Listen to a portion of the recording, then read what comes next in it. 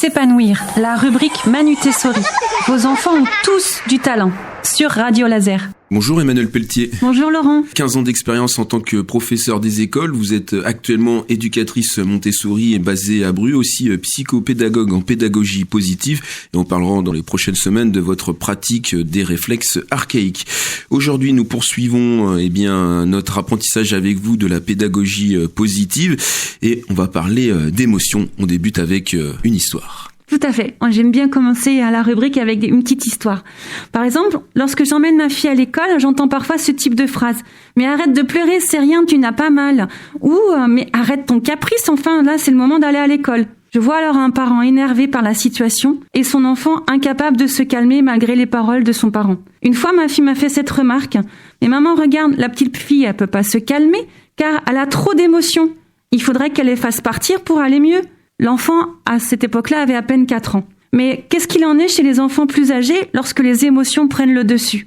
Un jour, une maman m'a appelée et elle me dit « Ma fille perd ses moyens à l'école et ses notes sont complètement en train de chuter. Pouvez-vous lui donner des outils pour mieux travailler ?» Et en fait, quand j'ai échangé avec sa fille, je me suis aperçue qu'elle était submergée par les émotions et ça était complètement un frein dans ses apprentissages. Alors oui, nous avons trop tendance à nous focaliser sur notre tête et croire que nous pouvons tout contrôler.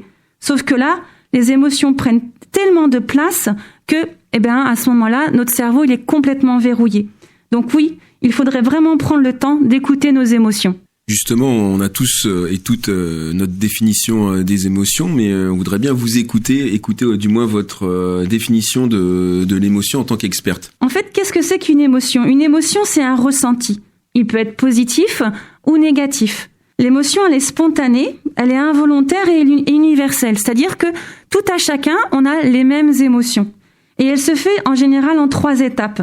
Il y a un temps de charge, où là, on va ressentir une sensation corporelle et qui va être déclenché par un élément extérieur, comme un bruit, une réaction, une parole, ou par un de nos sens. Et à ce moment-là, il va y avoir des hormones qui seront libérées. La deuxième phase, c'est la phase de tension. C'est une phase, en fait, où le corps va se mettre complètement en tension pour savoir s'il doit fuir ou, au contraire, agir. Il va se mettre, en fait, dans l'action. Et enfin, le 3e temps, c'est la décharge, pour revenir justement à l'état initial. Et c'est là où, par exemple, on va avoir des cris qui vont expulser la colère ou les pleurs qui vont expulser, en fait, la peur. Ces émotions, en fait, il faut les prendre vraiment comme des messagers. Et donc, il faut prendre le temps de les accueillir, d'observer les sensations qu'on ressent au niveau de notre corps. Est-ce que j'ai les mains moites ? Est-ce que j'ai la gorge nouée ? Est-ce que j'ai le ventre complètement verrouillé ?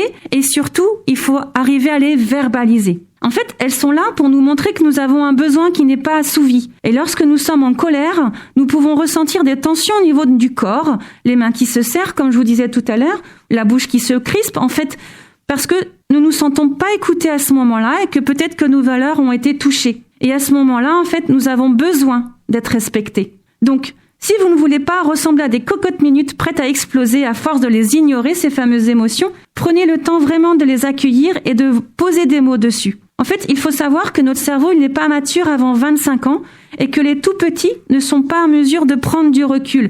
Et eux, ils vivent pleinement leurs émotions à 1000%.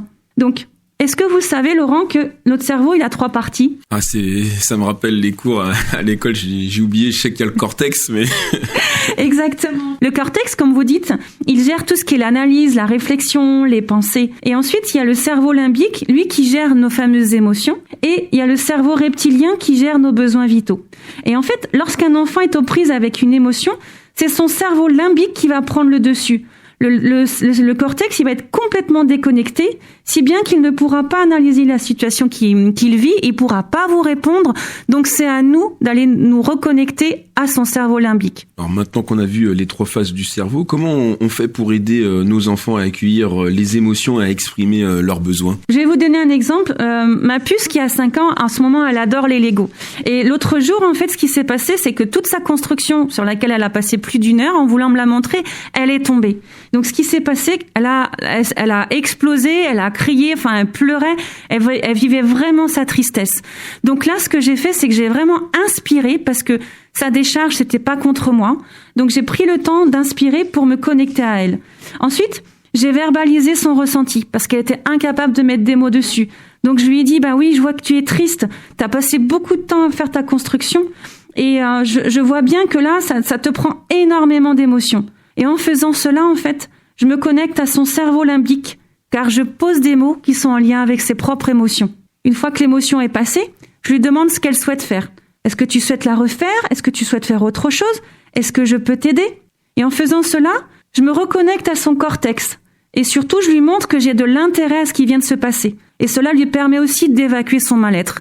Et parfois, vous allez me dire, mais ça marche pas. Alors, ce qu'il faut faire, c'est un gros câlin pour reconnecter justement à son cerveau limbique et envoyer plein d'hormones de bien-être. On en avait déjà parlé dans une chronique précédente avec la dose. Pour les personnes qui viennent de nous rejoindre, quel est le but, de faire tout cela, de ce cheminement pour se connecter au cerveau limbique? Alors, les bienfaits? Il y a vraiment des très très bons bienfaits. Il y a le fait d'accueillir nos émotions et de comprendre qu'il y a un besoin qui est caché derrière. Ça va avoir un impact positif sur l'estime et la confiance en soi. L'autonomie, parce qu'on va être à même de mieux vivre les moments, et arriver à verbaliser nos émotions et à se faire comprendre. Il va y avoir la motivation, la concentration et l'attention qui va être aussi bénéfique, parce que si on est capable de mettre des mots sur un ressenti, on va pouvoir se connecter à notre cortex et être beaucoup plus réceptif à ce qui se passe autour de nous. Et l'effet inverse est aussi vrai. Si on laisse un enfant avec ses émotions, si on les ignore, si on ne lui permet pas de s'exprimer ses besoins, là, on va avoir vraiment l'effet inverse. Alors, on le sait, les émotions, font partie intégrantes de nous. Votre conclusion, avant de se quitter? Alors, si on souhaite accompagner nos enfants dans ce sens, il faut être aussi capable d'accueillir nos propres émotions en tant qu'adultes. Nous sommes leur modèle, et pour cela, ils ont besoin de nous voir le faire aussi. Donc, en ce qui me concerne, je dis à mes puces quand ça va et quand ça ne va pas. Je suis pas une Wonder Woman et ça leur permet aussi de voir que j'ai mes propres limites et que c'est ok. On n'est pas, on n'est pas des machines. Voilà, on n'est pas des machines. Voilà. Et il y a une citation que j'aimerais vous dire, c'est que par exemple, gérer ses émotions n'implique pas de les contrôler ni de les combattre, mais de les accueillir en écoutant leurs messages. Et c'est vraiment ce message-là que j'aimerais faire passer aujourd'hui. On a accueilli votre message et si on l'a pris en cours, pas de panique, on peut le retrouver en podcast sur notre site internet www.radiolaser.fr ainsi que vos coordonnées puisque vous êtes éducatrice Montessori, on le rappelle, à Bru. À bientôt Emmanuelle. À bientôt, bonne journée à tous.